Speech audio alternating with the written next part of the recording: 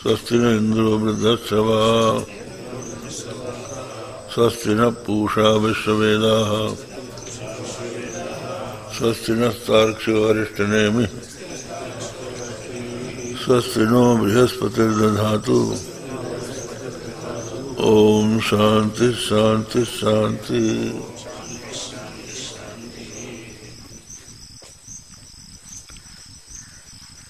टीका चलेगी ना?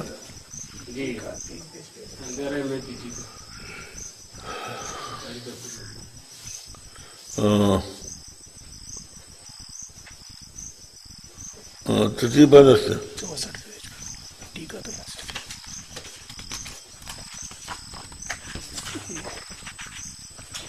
तत्वज्ञान समर्थानां मध्यमानां उत्तमानां च अधिकारिणां अध्यारोपावादाभ्यां पारमार्थिकं तत्वमुपदिष्टम्। ये बताया कि तत्वज्ञान में जो समर्थ, मध्यम और उत्तम अधिकारी हैं, उनको अध्यारोप और अपवाद के द्वारा पारमार्थिक तत्व का उपदेश कर दिया। पहले तुरीय में अवस्था त्रय, जागृत स्वप्न सुषुप्ति तीन अवस्था, और इन तीनों अवस्थाओं के तीन अभिमानी विश्व, तेजस, प्राज्ञ, इनका आरोप किया। और उसके पश्चात ये बताया कि ये तुरीय में कल्पित है, कल्पित अधिष्ठान से भिन्न नहीं होता है। अथवा ये कह सकते हैं कि जो कल्पित है वो अधिष्ठान से पृथक होकर न सत है, न असत है, और न सदसत है। सत तो इसलिए नहीं है कि जागृत स्वप्न सुषुप्ति इनका बाध हो जाता है। सुषुप्ति में जाने पर जागृत स्वप्न नहीं रहते, जागृत स्वप्न में आने पर सुषुप्ति नहीं रहती। तो ये परस्पर एक दूसरे को बाध्य होते हैं, परस्पर एक दूसरे से। लेकिन तुरीय एक रस रहता है, तीनों अवस्थाओं में एक सा रहता है, इसलिए वो तो सत्य है। ये जो है ये सत्य नहीं है, इसलिए क्योंकि इनका बाध हो जाता है। तुरीय का ज्ञान होने पर ये सिद्ध नहीं होते। हाँ, क्यों नहीं होते? क्योंकि जब आत्मा स्वप्न का अनुभव करता है तो न जागृत रहता है, न विश्व रहता। उस समय तो उसमें है नहीं। और इसी तरह से जब वो सुषुप्ति में जाता है तो न उस समय जागृत स्वप्न रहते, न जागृत स्वप्न के अभिमानी रहते, प्राज्ञ रहता है। और जब इधर आता है तो प्राज्ञ भी नहीं रहता। तो ऐसी स्थिति में वो रहता है, तो उसमें ये नहीं है, उसमें न ये अवस्थाएं हैं और न वो अवस्था वाले अभिमानी हैं। तो ये उसी में कल्पित है, तुरीय में कल्पित है। तुरीय ही जागृत अवस्था में विश्व कहलाता है, स्वप्न अवस्था में तेजस कहलाता है, स्वप्न अवस्था में सुषुप्ति अवस्था में प्राज्ञ कहलाता है। लेकिन ये अवस्थाओं के कारण कहलाता है। अवस्थाओं को यदि छोड़ दिया जाए और शुद्ध उसके स्वरूप को लिया जाए तो उसमें ये तीनों नहीं है, ये तीनों कल्पित है। अब कल्पित है तो इसका अर्थ ये है कि वो दिखना नहीं चाहिए अगर मिथ्या असत है, लेकिन इनकी प्रतीति होती है। तो असत भी नहीं कह सकते, और सत असत दोनों को एक साथ कहा नहीं जा सकता, क्योंकि प्रकाश अंधकार दोनों एक साथ कैसे रहेंगे। तो सत्वा सत्वाभ्याम अनिर्वचनीयम मिथ्या, जो सत नहीं है, जो असत नहीं है और दिखाई पड़ता है, वो मिथ्या है। जैसे स्वप्न है, आप स्वप्न में आपने जो देखा वो अगर सत होता तो जागृत होने पर भी रहता, ठीक है। जब आप जागते हैं तो वो तो नहीं रहता। और अगर आप कहें कि नहीं स्वप्न था ही नहीं, तो देखा कैसे? आपने तो देखा है, तो देखा इसलिए असत भी नहीं है। तो फिर सत असत दोनों मान लो, और परस्पर विरुद्ध है, इसलिए इसको कहते हैं अनिर्वचनीय। अनिर्वचनीय शब्द का ही अर्थ है मिथ्या। मिथ्या शब्द न पढ़ना वचना किंतु अनिर्वचनीयता वचना। मिथ्या शब्द जो है अपहरणा वचक का वाचक नहीं है। अपहरणा कहते हैं सर्वथा अलीक को,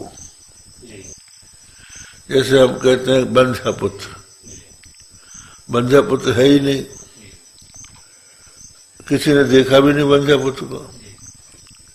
और इसी प्रकार आकाश कुसुम, आकाश में कहाँ फूल लगेगा, वो भी किसी ने नहीं देखा। खरगोश सींग, खरगोश का सींग, गधे के कान,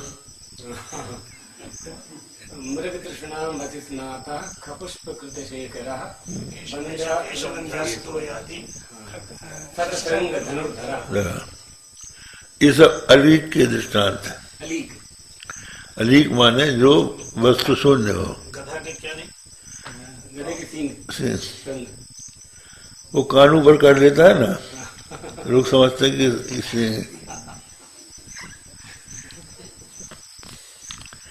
तो अलीक संसार कह नहीं सकते क्योंकि दिख रहा है, वो सत है नहीं, असत है नहीं। तो सत्या सत्वा सत्वाभ्याम अनिर्वचनीय, यही मिथ्या। तो इसलिए अध्यारोप करके फिर उसका अपवाद कर देने से उत्तम अधिकारियों को समझ में आ गया कि मैं तुरीय हूं, मुझ में ये जागृत स्वप्न सुषुप्ति या जो मेरे नाम प्राग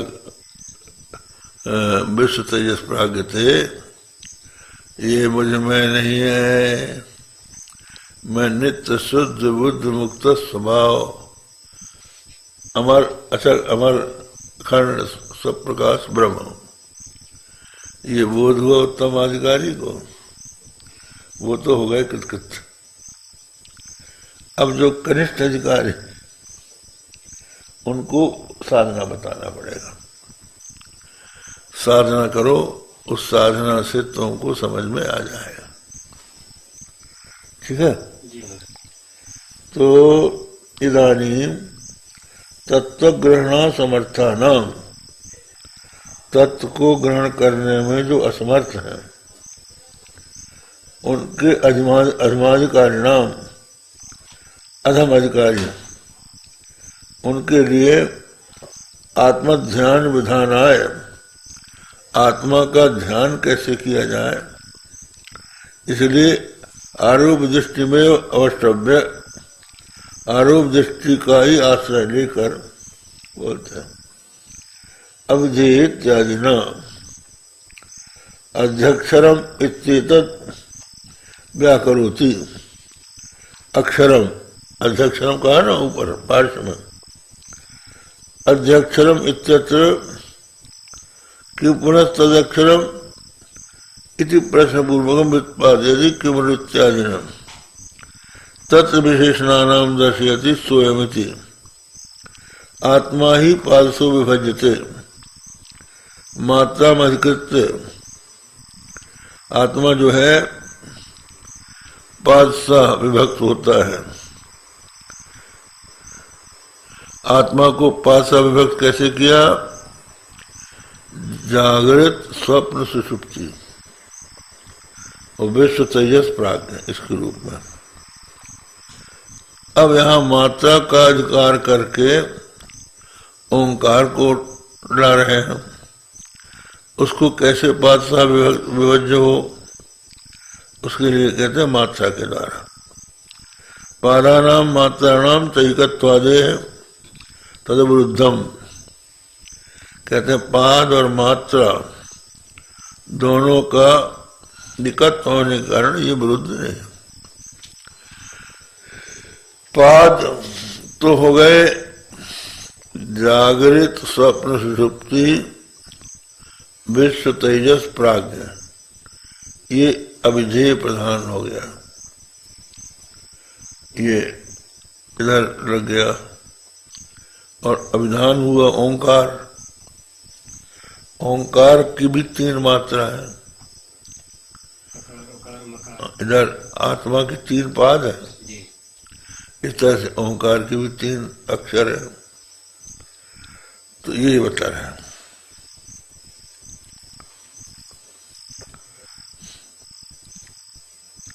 मात्रा को लेके पादानाम मात्राणां च मध्ये विश्वाख्य विशेषस्य अकार विशेषत्व निमयति।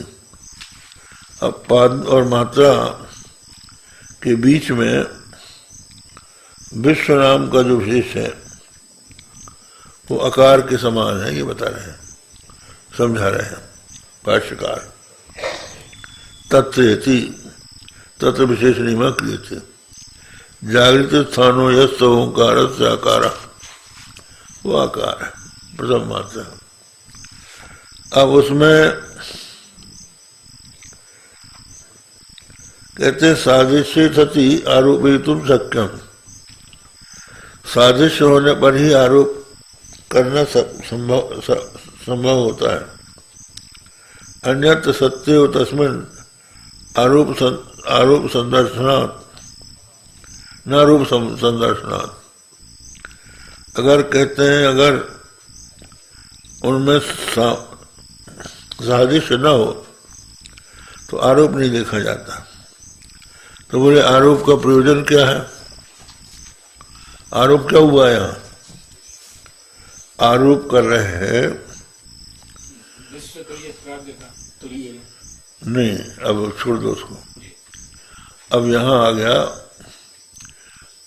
जो अधमा कनिष्ठाधिकारी हैं, उनको आत्मा के ध्यान के लिए एक विधान बताना है। तो कैसे आत्मा का ध्यान करें? तो बोले जो प्रणव जो है ओंकार, ओंकार आत्मा का वाचक है। तो अब उसमें ओंकार में 3 मात्रा है, अ उ म। तो 3 मात्राओं में 3 का आरोप करना है। 3 का आरोप कैसे करना है? विश्व, विश्व पहले मात्रा है, पहला पाद है। और यहाँ मात्रा जो है पहली मात्रा है आकार, आकार और विश्व का सादृश्य। आकार और विश्व का सादृश्य होने के कारण आकार में विश्व का आरोप किया जा सकता है, या विश्व में आकार का आरोप किया जा सकता है। तो सादृश्य यहाँ ये बता रहे हैं कि जैसे विश्व प्रथम है, ठीक है, वैसे आकार भी प्रथम है। अब यहाँ पर भाष्यकार ने कहा है आपते व्याप्ति अकारेण सर्वव्याग व्याप्ता अकारो वही सर्वव्याग श्रुते है तथा वैश्वानरेण जगत। तो कहते हैं जैसे वैश्वानर से जगत व्याप्त है, वैश्वानर में विश्व, तो विश्व का वर्णन करते हुए पहले कहा है तस्य मूर्धैव सुतेजा, जो द्युलोक है वो उसका मूर्धा है विश्व का, वैश्वानर का। तो वैश्वानर जो है विश्व की समष्टि है, तो उस समष्टि में सब कुछ आ जाता है, समष्टि व्यष्टि में व्याप्त होता है, ठीक है। तो विश्व सब में व्याप्त है समष्टि दृष्टया। इसी तरह से आकार जो है सभी अक्षरों में व्याप्त है। आकार, आकार जो है, आकार को ही स्थान भेद से ई उ री री उच्चारण भेद, कंठ ही तो है।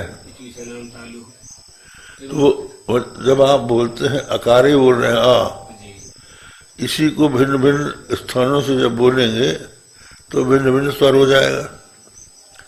और जो व्यंजन है वो बिना आकार के उच्चारण किया ही नहीं जा सकता। इसलिए आकारो वही सर्वावाक, श्रुति कह रही है कि आकार ही सर्वव्यापक।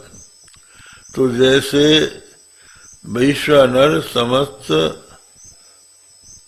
प्रपंच में व्याप्त है, उसी तरह से आकार भी सब शब्दों में अक्षरों में व्याप्त है।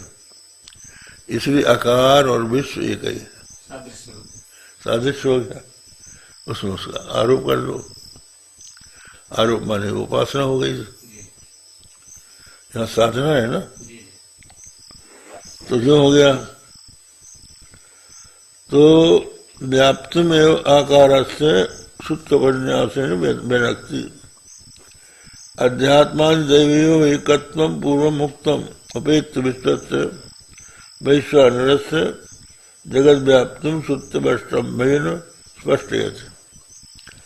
श्रुति के द्वारा वैश्वानर की व्यापकता बताई गई श्रुति में, और वैश्वानर ही अध्यात्म में, अद्वैत में वैश्वानर है, वही अध्यात्म में विश्व है। ये तदेव स्फुटति, का अच्छा हो गया, अभिमान हो गया।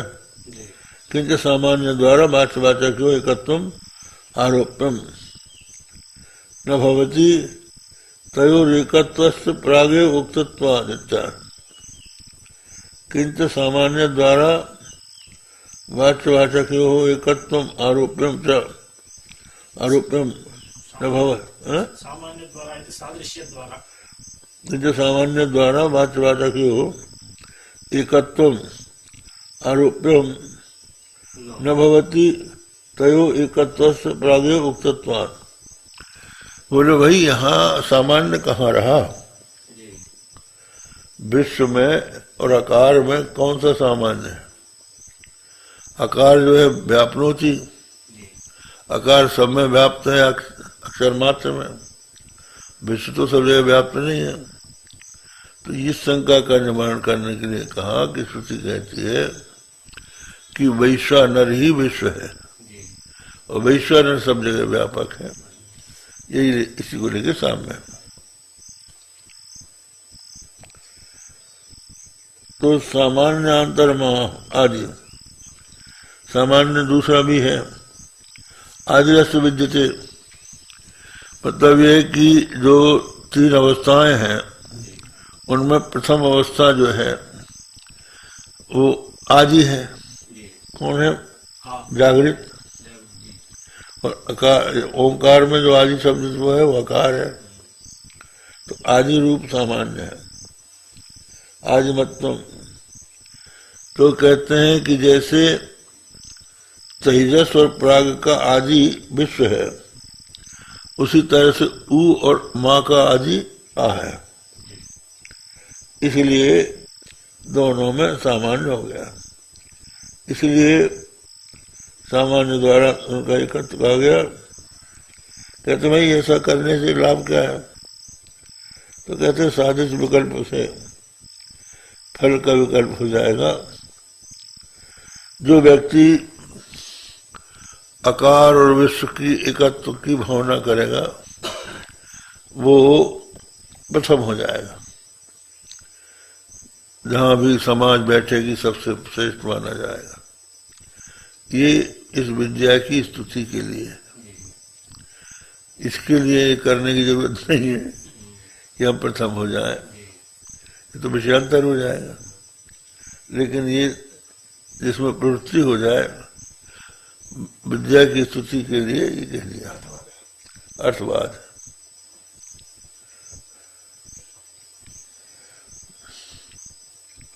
द्वितीय पादस्य द्वितीय मात्रायास एकत्वम व्यपदिशति। अब दूसरा पाद है। दूसरा पाद क्या है? तेजस। और इधर अक्षर जो है दूसरा क्या है? उकार। तो यथा प्रथम पादस्य प्रथम मात्रायास एकत्वम सामान्यम पुरस्कृत उक्तम। जैसे प्रथम पाद का प्रथम मात्रा का एकत्व सामान्य को माने सादृश को लेकर एकत्व बताया, उसी प्रकार द्वितीय पाद का भी द्वितीय मात्रा के साथ एकत्व सामान्य होना चाहिए। अगर नहीं होगी तो फिर वो कैसे हो सकता है? तो पूछा कि सामान्य न, सामान्य का उपन्यास कर रहे हैं। सामान्य वर्ण पूर्वक में आरोपण साध्य। आकार से सर्वभाग व्याप्त उत्कृष्ट स्पष्टत्वात् कथम तस्माद् उकारो से उसका वर्णते।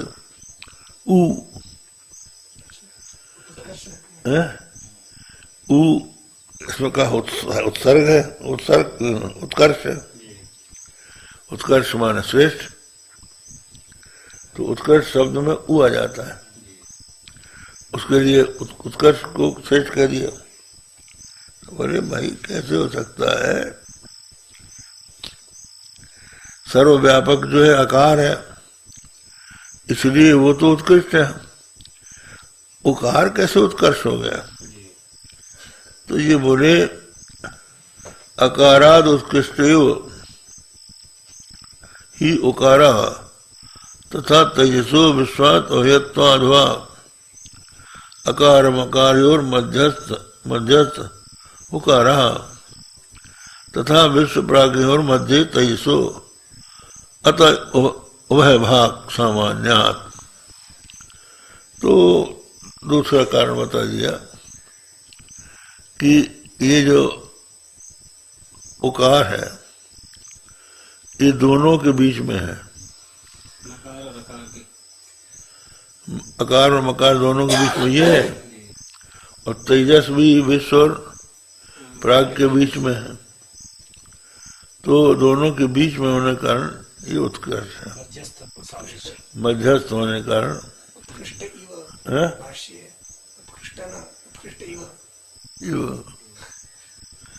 कुछ न कुछ बताएंगे।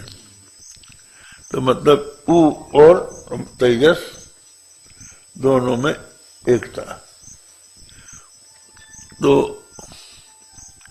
उकार में तेजस का आरोप हो गया और तेजस में आकार का आरोप, उकार का आरोप।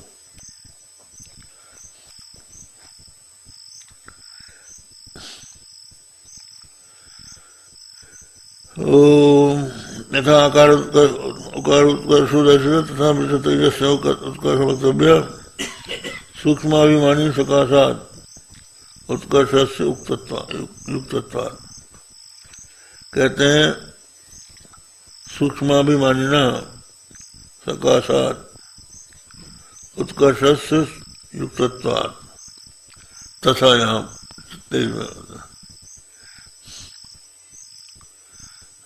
उत्कर्षाद उत्कृष्ट तथा तेजसो विश्वाद अभयत्वाद्वा आकार मकार और मध्यस्थ उकार तथा विश्व प्राज्ञो तेजसो तो वाहक सामान्यात्। उत्कर्षवर्णनावसरे स्थूलाभिमान्यपेक्षया स्थूलाभिमानी सूक्ष्माभिमानी उत्कृष्ट हो गया। ठीक है, माने जो विश्व है वो स्थूलाभिमानी है, ये सूक्ष्माभिमानी उत्कर्ष है, और ये दोनों के बीच में है, इसलिए ये हो गया। और ये बताया स्वप्न स्थान तैसा कारो द्वितीय मात्रा उत्कर्षात उभयत्वाद्वा उत्कर्षवाई ज्ञान संतति समानस्थ भवती, ये फल है उसका, ये भी उत्कर्ष है। वो कहते हैं ज्ञान संतति जो है उसकी उत्कर्ष थी, उत्तम हो जाती है ज्ञान की संतति परंपरा। और नास्या ब्रह्मविद कुले भवती, यही वेद उसकी प्रशंसा कर दिया कि उकार और तेज का जो आरोप करके दोनों को मिलाता है, तो बोले कि ज्ञान संतति उत्कर्षो नाम कुतश्चित तस्या वेदा वेदनम तत्श्रेष्ठत्व भावे कथम पर्वत। ज्ञान संतति का उत्कर्ष क्या है, किससे हो का भेदा वेदनम, वेद का आवेदन, भेद न हो, ये इष्ट है। हाँ, ज्ञान संतति उत्कर्षो नाम कुतश्चित तस्या भेदनम वेदा वेदनम तत्श्रेष्ठत्व भावे कथम पर्वती इत्यसंग व्यासस्ते। ज्ञान संतति का उत्कर्ष किससे है, कहते हैं तस् अभेदा वेदनम, तस् हाँ अभेद आवेदन, अभेद का बोध, अद्वैत का बोध जो है उसका इष्ट है। उसके बिना वो उत्कर्ष कैसे हो सकता है, तो ये उसका साधक है। कदम पर्वत इत्याशंका विज्ञानी पक्षद्वय तुल्यत्व में प्रकृति अप्रदेशी थी सादृश्य भेदेन फल भेद अवेद तुझी साधि प्रयुक्त विज्ञान परमा न ब्रह्मविद कुले भवती। इसके कुल में कोई अब्रह्मविद नहीं होता। हाँ, ये कह रहे हैं कि इसके वंश में कोई अब्रह्मविद नहीं होता। तो जो ये बैठा है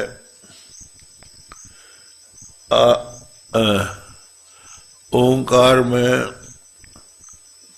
जो 3 मात्राएं हैं उनमें, और 3 जो विश्व तेजस प्राज्ञ हैं, 3 अवस्थाएं हैं, इनका एकत्व जो विचारता है, एकत्व का जो आरोप कर रहा है, नास्या ब्रह्मविद कुले भवती, इसके कुल में कोई अब्रह्मविद नहीं होता। इसका क्या मतलब है, ये कोई गृहस्थ तो है नहीं, ये विरक्त मुमुक्षु है, तो इसका कुल कौन सा है, इसका शिष्य प्रशिष्य, शिष्य प्रशिष्य ही उसका कुल है, मान गुरु शिष्य परंपरा। तो जो गुरु ज्ञानी होगा तो शिष्य भी ज्ञानी हो जाएगा।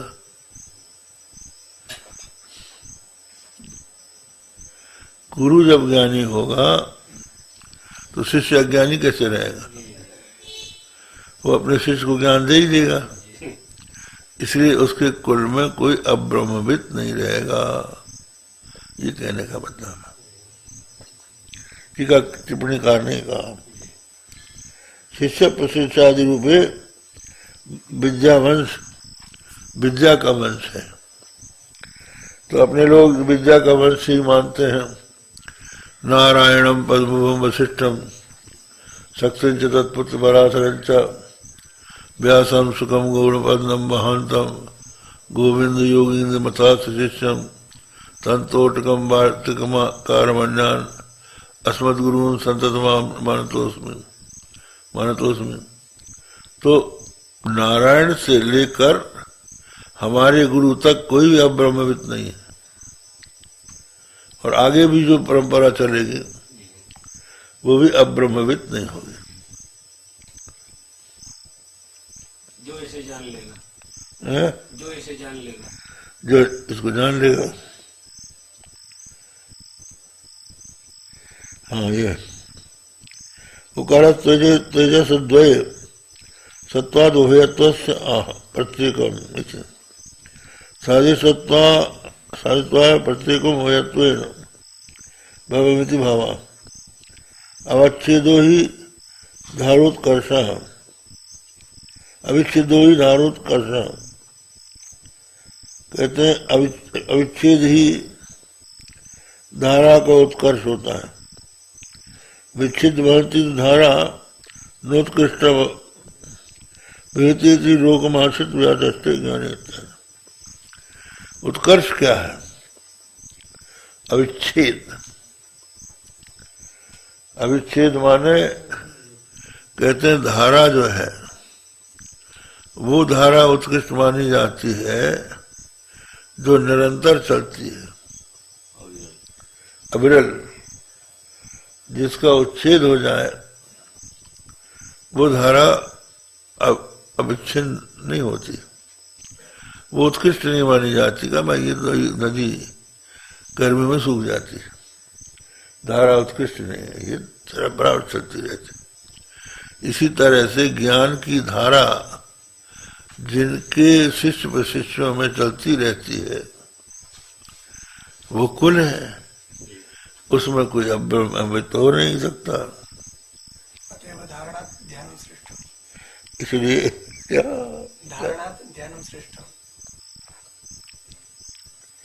विच्छिद भ्रांति धारा नोत्कृष्ट होती ज्ञानी इत्यादि। ठीक है। कुतश्चिदिति कस्मिंश्चिदपि प्रदेशे तस्या भेदा भेदनम विच्छिद अप्रतीति इत्यर्थः। कहते हैं कि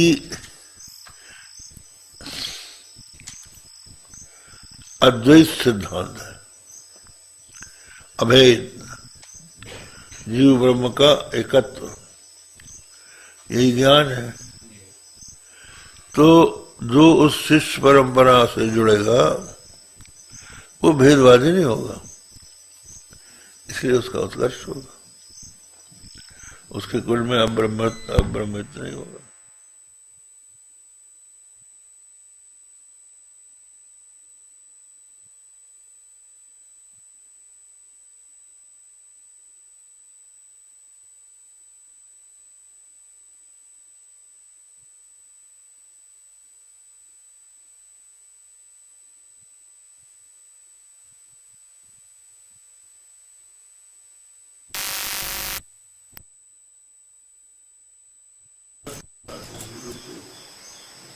पूर्वधिकत्व प्रयोजकम अत्रापि प्रश्न पूर्वकम।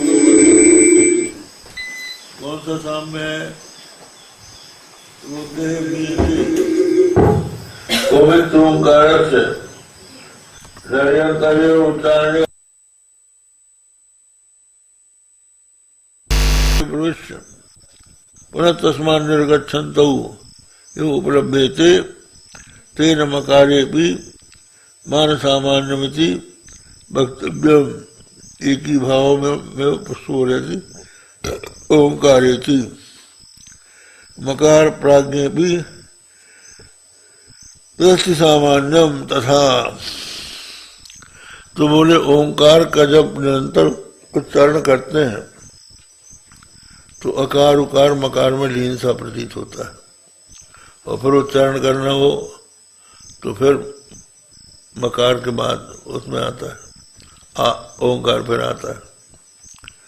तो एक तरह से मकार जो है वो मान बन जाता है। मीयते, जैसे वही कल बताया था हमने कि जो मापक होते हैं लकड़ी के, जिनसे कि धान गेहूं सब नापा जाता है, उसी तरह से प्राग भी नापता है। इसलिए मकार और प्राग का एकत्व हो सकता है। ठीक है। और यहां पर बता दिया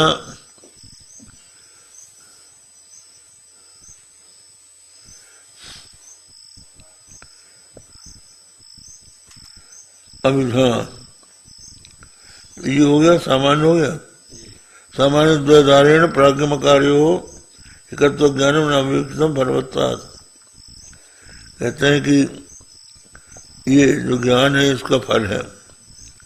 अविदिशो भी जगत विषय ज्ञानम अस्तित्व आशंक्य विष्णष्टि जगत याथात्म्यम तद याथात्म्यम च अव्याकृतत्वम प्रलय भवनम अनिष्टत्वात् न फलम इत्याशंका जगदिति। तत्रैकत्व ज्ञाने फलभेद कथनात् वासना भेद शंका अंगेषु फलभेद श्रुति अर्थवादत्वम उपैता। पादानां मात्राणां च क्रमादेकत्व विज्ञाने फल कथनम सर्वान् पादान् च सर्वाः स्वात्मन्यंतर्भाव प्रधानस्य ब्रह्म ध्यानस्य साधनम् यदोंकाराख्यमक्षरं तस्य स्तुतौ उपयुज्यते तेन च तदैव उपासनम् इतरस्य तदंगत्वान् नोपास्य भेदकत्वम् इत्यर्थः। यहाँ पर ये बताया जो प्राग और मकार की एकता का अभ्यास करता है वो सर्वमपीतिश्च भवति, वो सब उसमें विलीन हो जाता है। तो ये एक उपासना का फल बता दिया। तो उपासना का फल क्या है? कहीं कहीं एक बात ये मानी जाती है, कुछ लोग जो है अव्याकृत की का जो ध्यान करते हैं उनका विलय हो जाता है अव्याकृत में, प्रकृति में लय हो जाता है। प्रकृति लय भी एक मोक्ष है, लेकिन वो तब तक है जब तक कि प्रकृति से फिर से संसार की उत्पत्ति न हुई हो। इसलिए ये मोक्ष जो है अभीष्ट नहीं है। यहाँ उसका फल कथन कह देने से ये सिद्ध नहीं होता कि मकार की उपासना से ये फल होता है। ये केवल विद्या की स्तुति के लिए है, ऐसा कुछ करने के लिए नहीं। ठीक है। अब यहाँ तक टीका हो गई। अत्रैते श्लोका भवन्ति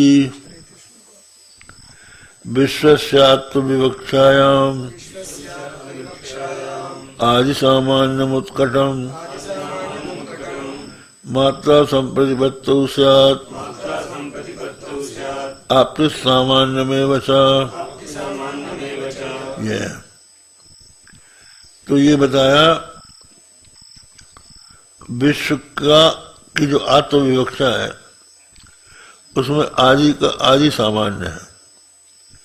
मात्रा संप्रतिपत्तौ स्यात्, मात्रा में भी आदि है और आपति सामान्य भी है।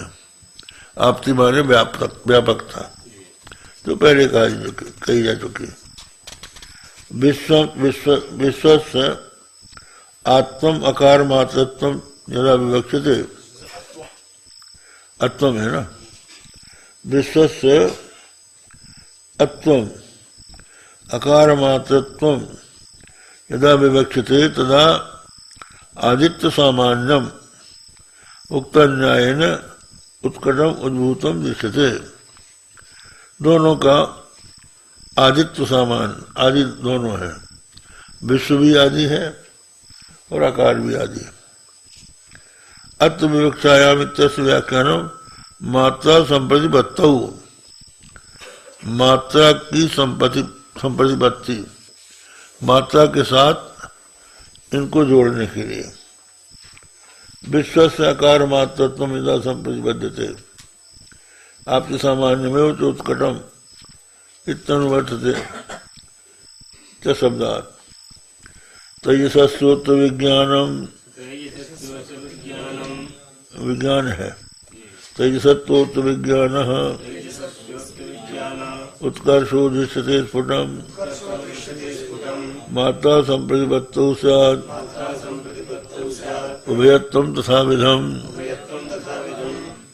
ये बताया तेजस उत्तर विज्ञानम, तेजस का जो उत्तर विज्ञान है उत्तरवेक्षा उत्कर्ष दिखाई पड़ता है, स्फुट है, स्पष्ट है।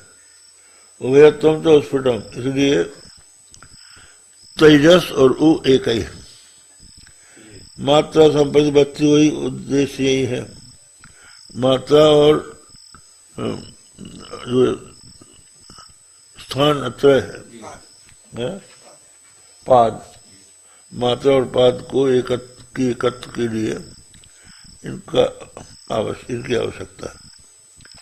मकार भावे प्राज्ञस्य मान सामान्यमुत्कटम मात्रा संप्रतिपत्तौ तु लय सामान्यमेव च। मकारात्व प्राज्ञ से मिथिलयात उत्कृष्ट सामान्य हो गया। ये सब पहले भाष्य में और टीका में आ गया। अब आगे है त्रिशुधा वसुयत्तुल्यम सामान्यम वेत्ति दीक्षितः सपूज्य सर्वभूतानां बंधश्चैव महामुनि। ये तत्वोक्त स्थानत्वे तुल्यम उक्तम सामान्यम वेति वेति एवमेतत् निश्चितो यस्य पूज्यो बंधश्च ब्रह्मवित् लोके भवति। तीनों धामों में जो तुल्य सामान्य है इसको जानता है। तीनों धामों में त्रिषु धामेषु माने जागृत स्वप्न सुषुप्ति में और अकार उकार मकार में जो सामान्य को देखता है। मतलब इसका अर्थ यह है अकार ही विश्व है और उकार ही तेजस है और मकार ही प्राज्ञ है। इन सब की जो एकता अच्छी तरह से जान लेता है कि यही है, वो सब प्राणियों में पूज्य हो जाता है। वो महामुनि सब प्राणियों में पूज्य हो जाता है और वंदनीय भी हो जाता है। अकारो नयते विश्वम उकारश्चापि तेजसम मकारश्च पुनः प्राज्ञम नामात्र विद्यते गति ही। हाँ, यथोक्त ही सामान्य ही आत्मपादानां मात्रा भी स एकत्वं कृत्वा यथा ओंकारं प्रतिपद्य यो ध्यायति तमकारो नयते विश्वं प्रापयति। अकारावलंबनम ओंकारम विद्वान वैश्वानरो भवति इत्यर्थः। तथा ओंकारत् तेजसं मकारत् पुनः प्राज्ञं च शब्दान् नयते इत्यनुवर्तते। अब इसकी टीका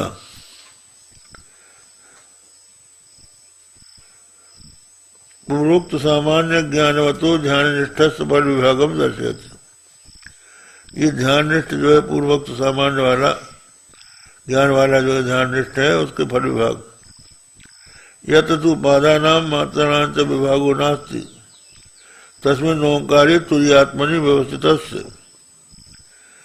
उस कहते जिसमें मात्रा और पादों का विभाग नहीं है, वो जो ओंकार है वो तुरीयात्मा में व्यवस्थित तुर्यात्मनि व्यवस्थितस्य ओंकारे तुर्यात्मनि व्यवस्थितस्य प्राप्ति प्राप्तव्य प्राप्ति विभागो नास्ति। कहते हैं उसके द्वारा, ओंकार के द्वारा आत्मा में जब वो व्यवस्थित हो जाता है तो प्राप्त और प्राप्तव्य इसका विभाग नहीं रह जाता। न मात्रे विद्यते गति ही, इसको स्पष्ट कर रहे हैं। ओंकार ध्यानम अकारो विश्वम प्राप्यति इत्युक्तम अयुक्तम। ओंकार का ध्यान करने वाला आकार विश्व को आकार विश्व को प्राप्त करा देता है, ये कहना अयुक्त है। विश्व प्राप्ति ध्यान मंत्रेण सिद्धत्वात्, विश्व की प्राप्ति बिना ध्यान की सिद्ध हो जाएगी। अकारस्य च ध्येयस्य उक्त फल प्राप्तत्व योगात्, आकार जो है वो ध्येय के आकार का अध्यय से एक धारणा विषय से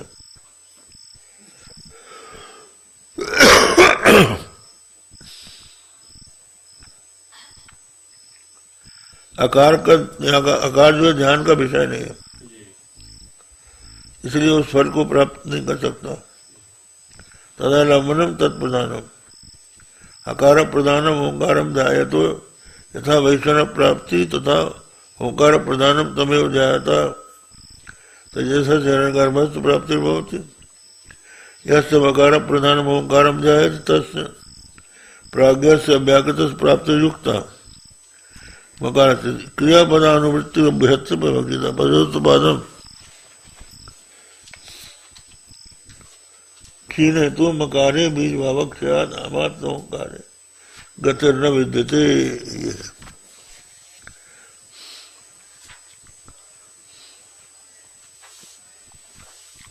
यहाँ बताया अकार उकार मकार, ये कुछ ना कुछ प्राप्त कराते हैं। आकार से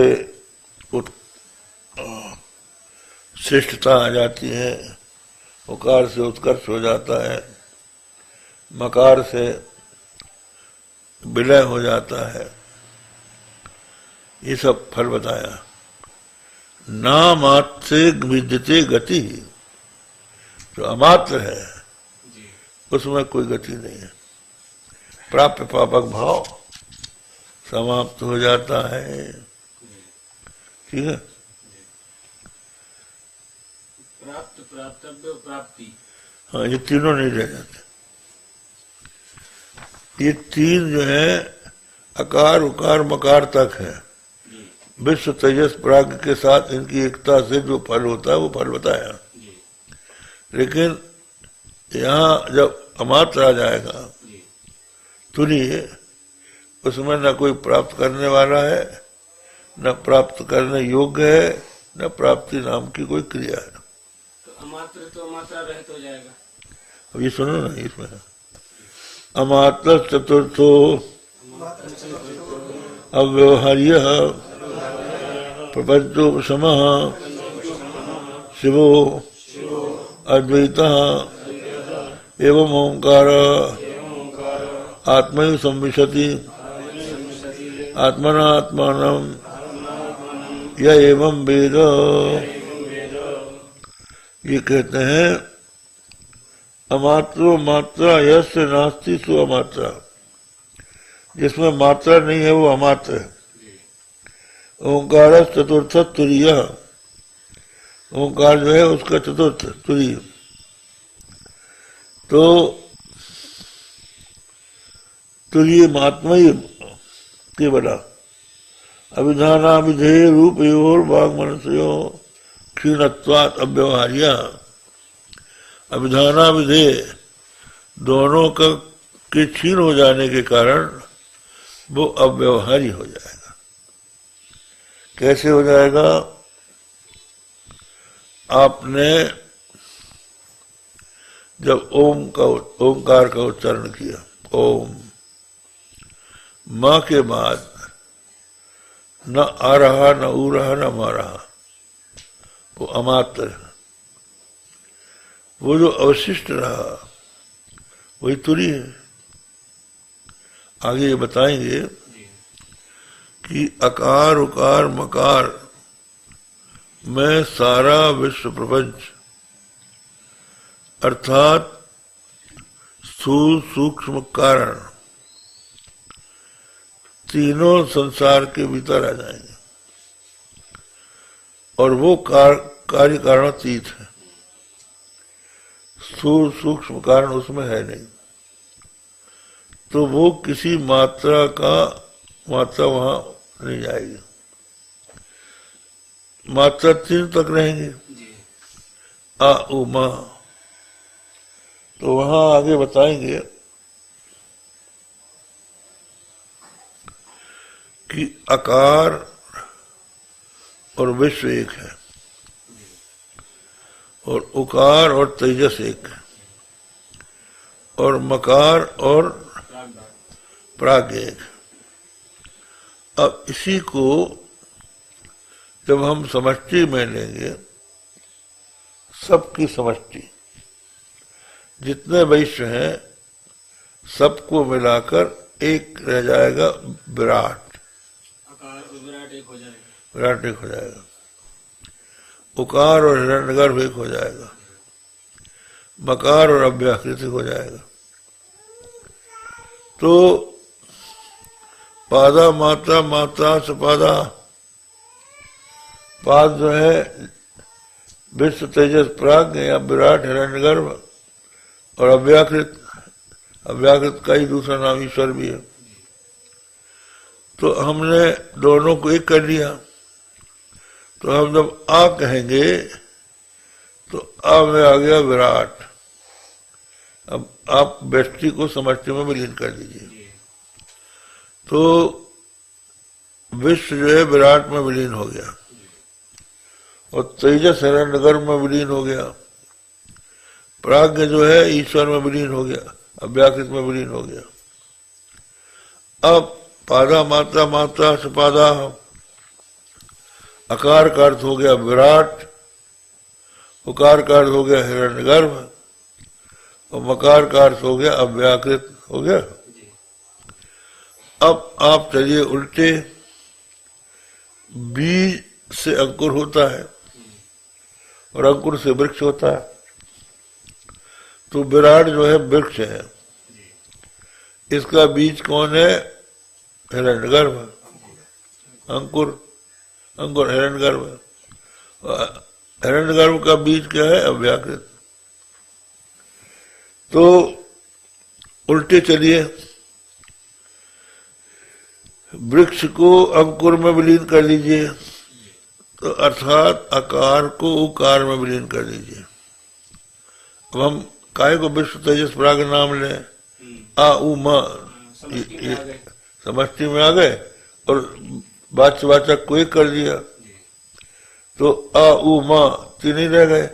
आ का मत, आ का अर्थ स्वयं ही विराट हो जाएगा। आ कहते ही विराट को बोध कराएगा, वो कहते ही तेजस को बोध कराएगा और माँ कहते ही अव्याकृत का बोध कराएगा। तो अकार को उकार में विलीन कर दो और उकार को मकार में विलीन कर दो। तो मकार की विलीन हो जाने के पश्चात ओम माँ का जो अर्धमात्रा है उसके बाद या अमात्र है वो तुरीय रह जाएगा। वही अमात्र है, अर्धमात्रा शरणागति। हाँ, तो वो तुरी है, तो उसमें फिर कोई गति नहीं है, वाच्यवाचक भाव नहीं है। जब वाच्यवाचक होता है तभी व्यवहार होता है। तो हम उसमें अव्यवहार्य, हाँ अमात्र चतुर्थो अव्यवहार्य प्रपंचोपशम, प्रपंच यही है। आ उमा, इसका उपशम हो गया। जब ओंकार का उच्चारण करेंगे आप तो न आ रह जाएगा, न ऊ रह जाएगा, न मा रह जाएगा। वो शिव है, कल्याण है, अद्वैत है। इस प्रकार ओंकार आत्मा, ओंकारे आत्मैव संविशति, आत्मा में ही वो स्थित हो जाता है। आत्मना आत्मानम, आत्मना अपने ही द्वारा अपने में विलीन हो जाता है, जो इस प्रकार जानता है। अमात्रो मात्रा यशनात्सु अमात्रा भाष्य। ओंकार चतुर्था तुरीय आत्मैव केवलो अविधाना विधेय रूपयो मांग मनसयो क्षीणत्वाद अव्यवहार्य प्रपंचो समः शिवो अद्वैत समृत्ता यथोक्त विज्ञानवता प्रयुक्ता ओंकारस्य मात्रस्य वादा आत्मैव। इस तरह से ये तीनों आत्मा ही है। संविशत्यात्मना स्वेनैव स्वं परमार्थिक आत्मानम, अपने आप वो अपने पारमार्थिक आत्मा में प्रवेश कर जाता है। परमार्थदर्शी ब्रह्मविद तृतीयम बीज भावम दग्ध्वा, जो परमार्थदर्शी ब्रह्मवेत्ता है वो बीज भाव को भी जलाकर आत्मा में प्रविष्ट हो जाता है। इसलिए न पुनर्जायते तुर्यस्य अबीजत्वात्, फिर उसका जन्म नहीं होता। नहीं रज्जु सर्पयोर विवेके रज्ज्वाम प्रविष्टा सर्पो बुद्धि संस्कारात् पुनः पूर्वत तद विवेकिना उत्थास्यति। रज्जु और सर्प का विवेक हो जाने पर, रज्जु में प्रविष्ट हो जाने पर, सर्प जो है रज्जु में प्रविष्ट हो गया, तो कहते हैं बुद्धि के संस्कार से पुनः वो उस विवेकी के सामने उत्पन्न नहीं होता है। तो मंद मध्यम ध्यान तू प्रतिपन्न साधक भावानाम सन्मार्गामिनाम सन्यासिनाम मात्राणाम पादानां च कृप्तम सामान्य विदाम यथावत उपास्यमाना ओंकारा ब्रह्म प्रतिपत्ति आरम्भनी भवती। ये तथा च भक्षति आत्मस्तुधाहीना इत्यादि। ओम भद्रम कर्णेभिः शृणुयाम देवाः भद्रम पश्येमाक्षभिर्यजत्राः